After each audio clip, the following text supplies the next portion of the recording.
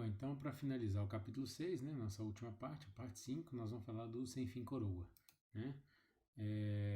Então, o sem fim coroa, como a gente já tinha mostrado, né, basicamente quando eu pego uma engrenagem e reduzo bastante o diâmetro dela e aumento a largura, ela vira um parafuso, né, bem grosseiramente definindo, o livro fala isso. Então eu tenho um parafuso sem fim, né? Por que ele chama de parafuso sem fim? É um parafuso que vai estar apoiado em mancal e girando. E apesar dele girar, ele não se movimenta, né? E esse parafuso vai estar tocando, né? Movimentando, transmitindo movimento para uma engrenagem coroa, né? E é o mecanismo parafuso sem fim coroa, né? Algumas características dele, né, que o livro aborda. Então, o parafuso sem fio é uma engrenagem, geralmente é uma engrenagem helicoidal, né, na qual o dente faz uma volta completa no cilindro primitivo, tá? Preferencialmente a engrenagem que vai acoplar com ele é uma engrenagem cilíndrica helicoidal, tá? Mas também pode ser uma cilíndrica de dentes retos. Aqui a gente pode até observar, geralmente a engrenagem coroa, além dela ser uma engrenagem helicoidal, o dente dele, o topo do dente, ele tem um arco, né? Ele não é totalmente reto aqui, ó, né? Exatamente para facilitar o acoplamento, né? E dar um acoplamento adequado com o sem fim, né?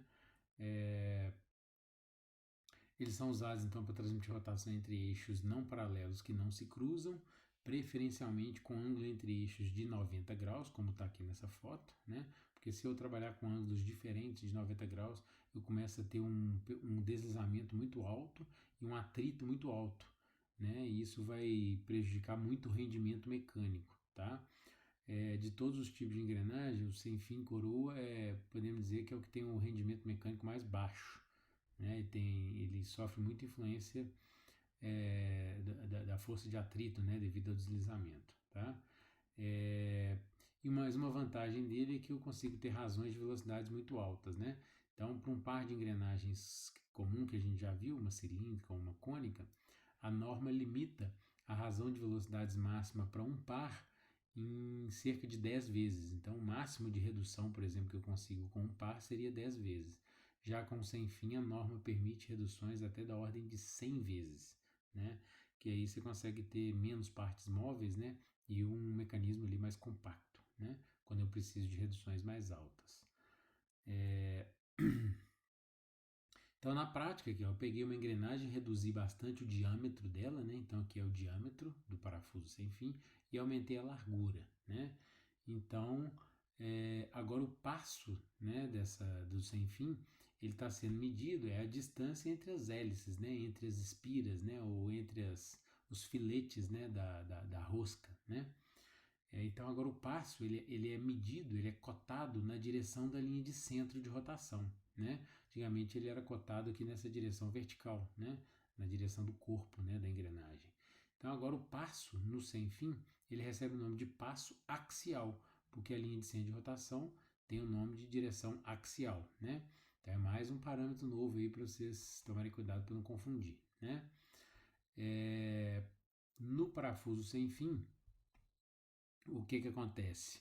A a engrenagem, né, coroa, ela vai se acoplar, né, com o parafuso sem fim. Ela vai estar, por exemplo, aqui, né, na parte superior. Então vamos supor aqui, ó, acoplamento, vamos supor que ele está acontecendo nesse ponto vermelho que eu estou marcando aqui, ó. Então a engrenagem coroa, que tem um diâmetro muito maior, né, ela vai estar aqui, ó, né, o centro dela vai estar lá e o que vai acontecer? O ângulo de inclinação do dente da engrenagem, né? Vamos supor que é uma engrenagem cilíndrica helicoidal. Então, o ângulo de inclinação do dente da engrenagem tem que coincidir com esse ângulo que está marcado aqui, ó, que ele chamou de lambda, né? Que é chamado de ângulo de avanço, e não com o ângulo de hélice, né? Do parafuso sem fim. Então, veja bem, a definição de ângulo de hélice é a mesma da engrenagem cilíndrica helicoidal. Então, o ângulo de hélice é o ângulo existente entre a linha de centro de rotação e a linha do dente, né, o filete ali do parafuso. Então, esse é o psi, que é o ângulo de hélice do parafuso. Só que agora, esse ângulo aqui, que é o complemento dele, né, se eu somar os dois, eu vou ter 90 graus. Então, esse ângulo que é chamado de ângulo de avanço, ele se torna muito importante para mim, porque ele vai ter que ser igual ao ângulo de hélice da engrenagem coroa, né? O ângulo que o dente da engrenagem vai estar inclinado para encaixar aqui na hélice do parafuso, né? Então, mais um ângulo novo também aí para a gente trabalhar. O signo maiúsculo é o ângulo entre eixos, né? Então, é o mesmo parâmetro que eu vi anteriormente, né? Então, esses são parâmetros aqui, né? Que a gente vai encontrar no centro inferior, que são muito importantes no projeto, né? Assim como o ângulo do avanço, existe um parâmetro importante que é chamado de avanço. O que é esse avanço? Avanço é a distância axial, ou seja, a distância medida na direção da linha de centro, de rotação, que um ponto da hélice sem fim se move em uma direção, numa volta. Então vamos pensar aqui, ó, pensa no parafuso que vocês estão acostumados aí. Se eu sair do ponto aqui, ó, marcando aqui com o mouse, se eu der uma volta completa, no filete do parafuso, quanto que eu vou deslocar na direção axial? Pensem um pouquinho, se precisar, parem o vídeo.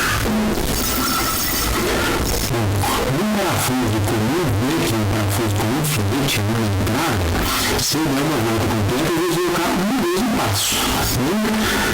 Cada volta que for, eu vou deslocando uma vez o passo. Só que existem parafusos com mais entradas ou mais filetes, tá? O parafuso com duas entradas, o que isso quer dizer?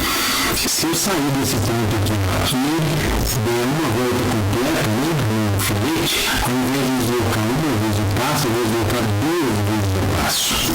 Tá? Isso quer dizer que eu tenho dois caminhos diferentes aqui dentro. Tá?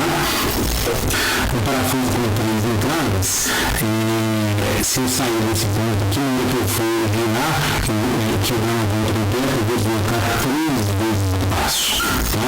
Isso que significa o parafuso com uma, duas, três ou mais entradas. Né? Geralmente as normas de parafuso permitem o parafuso com até 10 entradas. Bom, então vocês podem pensar, né? Mas como que eu identifico isso, né? Se o parafuso tem uma entrada ou se ele tem mais entradas, né? Como que eu consigo ver isso, né? No parafuso, né? Então a gente pode ver aqui algumas imagens que podem nos ajudar a entender um pouquinho melhor. Então aqui está mostrando a imagem de um parafuso com 4 filetes, né? Então o passo do parafuso, né, é a distância entre dois filetes, mas se você observar aqui, ó, esse filete número 1, ele corresponde, né, a essa volta aqui, ó, e ele vai se repetir depois de 4, né, passos. Então o avanço que eu vou ter vai ser exatamente 4 vezes o passo, né? Aqui tem uma foto de um parafuso, essa aqui não ficou muito boa resolução, mas essa aqui ficou um pouquinho melhor. É um parafuso com 2 entradas. E aí, se você observar o parafuso aqui, a vista dele, né, longitudinal, às vezes é até difícil de você identificar que ele tem 2 entradas, né? Aqui eu posso observar que, ó, que essa entrada que ele tem aqui, ela não representa esse caminho. Esse caminho daqui de cima, ele vai chegar aqui embaixo, ó. Então são 2 caminhos diferentes que eu tenho dentro dessa rosca. Uma vista superior dá para identificar muito bem aqui, ó. Olha, um caminho se iniciando aqui, ó, e fazendo a descida, e defasado de 180 graus eu tenho outro caminho começando a descida. Então, ou seja, esses caminhos não vão se encontrar, né? Um exemplo clássico disso daqui, que talvez fique fácil de vocês entenderem, seria o estacionamento do Shopping Cidade, né? Não sei se vocês já entraram lá, né, no centro de Belo Horizonte. Para você acessar os andares superiores, você tem uma rosca, né, uma rampa no formato de uma rosca com 2 entradas. Você tem uma pista para subir e uma pista para descer. Se alguém já passou ali de carro e olhou para o lado enquanto estava passando nessa pista, deve ter observado enquanto você estava, por exemplo, subindo, tinha um carro descendo. Aí você fala, opa, mas como é que eu não encontrei com esse carro? Porque é uma rampa que é feita como se fosse um parafuso com 2 entradas, né? Uma para subir e outra para descer, né? Então, na hora que eu dou uma volta completa, ao invés de deslocar nesse parafuso, ao invés de deslocar uma vez o passo, eu desloco 2 vezes o passo, né? Se ele tiver 3 entradas, eu desloco 3 vezes o passo. E aí, se eu tivesse 3 entradas, eu teria 3 caminhos aqui, ó, provavelmente defasados a cada 120 graus, né? Se eu tivesse 4 entradas, 4 caminhos defasados a cada 90 graus, e assim por diante, né? Então isso que significa um parafuso com mais entradas, né? Mais do que um filete. O termo pode ser usado tanto filete quanto entrada, tanto faz, tá? E aí o que o livro fala, né, ali, para eu calcular esse avanço, né? O avanço nada mais vai ser que o passo axial multiplicado pelo número de entradas, né? Ou o número de filetes que o parafuso tem. Então, no parafuso sem fim, esse número de filetes, né, ou o número de entradas que o parafuso tem, ele significa o número de dentes do parafuso, né? O N, né, do parafuso significa esse número de entradas, tá? Como eu já tinha comentado, né, as normas de parafuso permitem que você tenha parafuso com até 10 entradas, tá? Então, o que acontece? Você variando o número de entradas do parafuso, você consegue afetar a razão de velocidades do parafuso. Então, nós vamos observar que aquela equação cinemática para avaliar a relação de diâmetros aqui, ela não vai ser válida, porque eu consigo alterar a razão de velocidade simplesmente mudando o número de entradas, sem interferir em nada no diâmetro do parafuso, né?